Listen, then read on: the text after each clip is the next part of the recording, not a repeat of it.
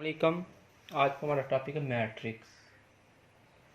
तो इसकी डेफिनेशन ये है बुक में, rectangular array of real numbers enclosed within bracket is said to form a matrix.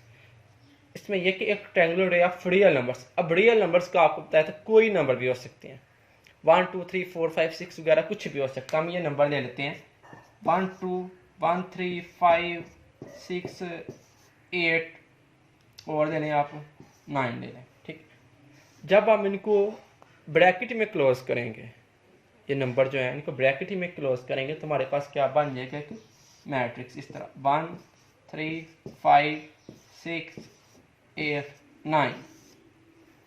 अब मैट्रिक्स के बाद अच्छा, ये जो मैट्रिक्स है इनका यूज़ कहाँ आता है? आपकी जो मोबाइल स्क्रीन होती है, ठीक है, इसकी जो रेजोल्यूशन होती है आपके पास आता है 1268, इस तरह मल्टीप्लाई बाय 768 1280 या 1080 मल्टीप्लाई बाय 768। तो ये जो पिक्सल्स होते हैं, ठीक है, ये मैट्रिक्स की मदद से बनती हैं। जितना ज़्यादा मैट्रिक्स बड़ा होगा आपके पास उतना ज़्यादा उसका अच्छा रिजल्ट आएगा। ठीक है, अब हम नेक्स्ट देखते हैं मैट्रिक्स में इसको नाम जो दिया जाता है वो कैपिटल लेटर से करते हैं। ठीक है, अच्छा, अब जो इस तरफ हमारे पास लाइंस हैं, ठीक है, इसको हम कहते हैं रोज, इसको कहते हैं रो ऑफ रोज। इसकी कितनी रोज हैं? 1 और 1 2, इसके टोटल 2। और जो वर्टिकल लाइंस होती हैं इनको हम कहते हैं कॉलम ऑफ मैट्रिक्स। जो वर्टिकल लाइंस हैं ये कितने हैं? 3। तो किसी भी, अब बच्चे कंफ्यूज हो जाते हैं कि रो ऑफ मैट्रिक्स और कॉलम ऑफ मैट्रिक्स को हम किस तरह याद रखें। रो ऑफ मैट्रिक्स के लिए आप ये करें, ठीक है, जो कॉपी की लाइंस हैं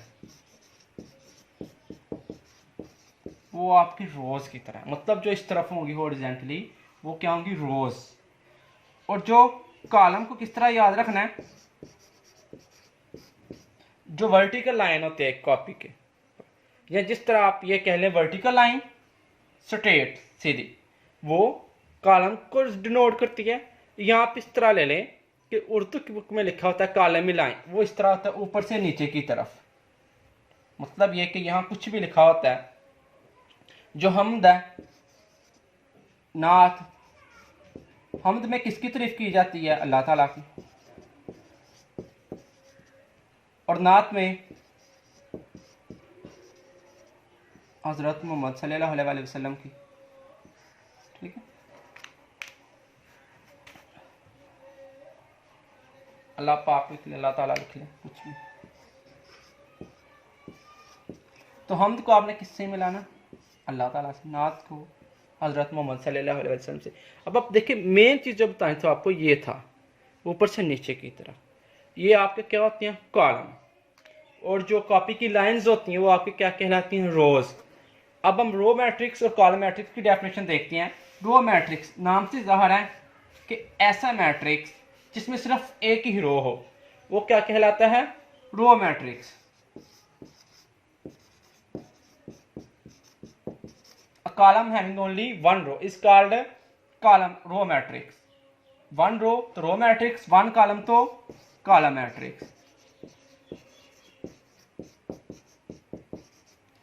column matrix, इसकी जो एग्जांपल हम ले लेते हैं वो आप ए से ले लें, इस तरह लिख लें 1 2, इसमें एक ही रो है और ये क्या कहलाएगा? Row matrix. कॉलम के लिए आप बी ले लें और इस तरह ले लें 1 2, इसमें जस्ट एक ही कॉलम है तो ये क्या कहलाएगा? Column matrix. अब आपके पास कोई मैट्रिक्स आ जाता है, ठीक है, तो आपसे पूछा जाता है ये मैट्रिक्स जो है इसमें कितनी रोज कितने कॉलम्स हैं। ठीक, तो जो आपके लिए वर्ड रखा गया है मैट्रिक्स, रो मैट्रिक्स और कॉलम मैट्रिक्स के लिए, उसको हम कहते हैं ऑर्डर ऑफ मैट्रिक्स। जो ऑर्डर ऑफ मैट्रिक्स होता है वो बेसिकली हमें यही चीज बताता है कि आपके पास जो मैट्रिक्स है इसका ऑर्डर क्या है। ऑर्डर का मतलब इसमें नंबर ऑफ रोज कितनी है और नंबर ऑफ कॉलम्स कितने हैं। ऑर्डर ऑफ मैट्रिक्स, जिस तरह आप ए ले लें, इसमें 1 2 3 4 5 6 ही ले लेते हैं। अब इसमें कितनी रोज हैं? कॉपी की जो लाइंस होती हैं इस तरह होती हैं, ये लाइंस लगा ले करें रफ लेफ्ट में से, टू है और इसमें कॉलम कितने हैं, नीचे की तरफ लाइंस लगाएं 1 2 3 जो नंबर्स के साथ हो 3। तो अब आप अगर देखें तो इसमें 2 रोज हैं और 3 कॉलम्स हैं। ऑर्डर में आपने 2 चीजें बतानी होती हैं, एक रो एक कॉलम। अब क्वेश्चन ये है कि रो पहले लिखेंगे या कॉलम पहले लिखेंगे, तो हमेशा रो पहले लिखी जाती है और कॉलम बाद में लिखा जाता है। इस तरह हम लिख सकते हैं, रो को हम m से भी डिनोट करते हैं, m/n, एक ये मेथड है इसका, और एक ये कि m/n, ये भी ऑर्डर ऑफ मैट्रिक्स को ही डिनोट करता है। ये बाय पढ़ते हैं, इसको मल्टीप्लाई नहीं पढ़ना है, बाय, ठीक। इसका मतलब ये है कि m जो है ये रोज के लिए होता है और ये कॉलम्स के लिए, ठीक है। अब इस मैट्रिक्स का ऑर्डर आप बताएं, इसमें कितनी रोज हैं, 2 और कॉलम 3, तो इसका ऑर्डर होगा 2/3। अब इसमें इसको आप इस तरीके से भी लिख सकते हैं 2/3, ये भी ऑर्डर ऑफ मैट्रिक्स को ही डिनोट करता है। ऑर्डर ऑफ मैट्रिक्स के बाद अगला हमारा टॉपिक है equal matrix. Order of matrix के हम 1-2 एग्जांपल और ले लेते हैं। अभी ले लें ये मैट्रिक्स 1 2 3 4। अगर आपसे पूछा जाए इसका ऑर्डर, तो इसमें कितनी रोज हैं, इस तरफ 1 2 रोज हैं और इस तरफ को कितने कॉलम है 2, तो इसका ऑर्डर क्या होगा 2/2। अगर मैट्रिक्स आप ले लेते हैं, इसी को ले लें, इसमें कितनी रोज हैं, इस तरफ देखें तो आप 2 रोज हैं, 2 लाइंस हैं और कॉलम नीचे की तरफ, ऊपर से नीचे की तरफ या नीचे से ऊपर की तरफ कुछ भी कर दें आप तो 1 है। तो जो इसका ऑर्डर होगा वो क्या होगा 2/1 का, क्योंकि आपने पहले रोज की लिखनी है तादाद, उसके बाद कॉलम की लिखनी है। अब आपके पास एक और मैट्रिक्स ले लें 1 2 ले लें, आपसे पूछा जाता है इसका ऑर्डर बताएं, तो इसमें कितनी रोज हैं, इस तरफ को 1 और इस तरफ कितने कॉलम हैं, इस तरफ कितनी लाइंस हैं 2, तो इसका ऑर्डर क्या होगा 1/2। अब हम इसके बाद देखेंगे इक्वल मैट्रिक्स, ठीक। इक्वल मैट्रिक्स ऐसे इक्वल नाम से ज़ाहिर है इक्वल। अब इसमें क्या क्या चीज़ इक्वल होनी चाहिए, ठीक है। इक्वल मैट्रिक्स, इक्वल कोई भी चीज़ तब होती है जब हम इसको किसी दूसरी चीज़ के साथ कंपेयर करते हैं।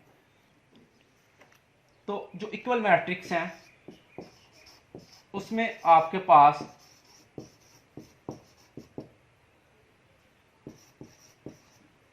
एक ऑर्डर सेम या सेम ऑर्डर, एक इसकी कंडीशन ये है और उसकी दूसरी कंडीशन कॉरस्पॉन्डिंग एंट्री सेम, या सिंपल ये लिख देता हूं सेम एंट्रीज। कोई भी 2 मैट्रिक्स तब इक्वल होंगे जब उनका ऑर्डर सेम होगा और उनकी एंट्रीज भी सेम होनी चाहिए। आप ये मैट्रिक्स ले लें 1 2 3 4 इज इक्वल टू 0 + 1, इसको मैं पहले सेम एज इट लिख देता हूँ, सादा एग्जाम्पल, उसके बाद इसके कॉम्प्लेक्स एग्जाम्पल जरा समझाने की कोशिश करूँगा। 1 2 3 4। अब ये जो तो मैट्रिक्स हैं 1 2 3 4, सबसे पहले आप इनका ऑर्डर देखें, ठीक है। जो इसका ऑर्डर है वो क्या है 2/2, इसका ऑर्डर भी 2/2, इसकी फर्स्ट कंडीशन सेटिस्फाई करती है। सेकंड इसकी एंट्रीज 1 1 2 2 3 3 4 4, एंट्रीज भी सेम है, तो ये क्या है इक्वल मैट्रिक्स है, ठीक। अब आप देखें मैं इसकी एंट्रीज को चेंज कर देता हूं, ठीक है, इनकी पोजीशन चेंज कर देता हूं, इधर से ये ले लें, ठीक।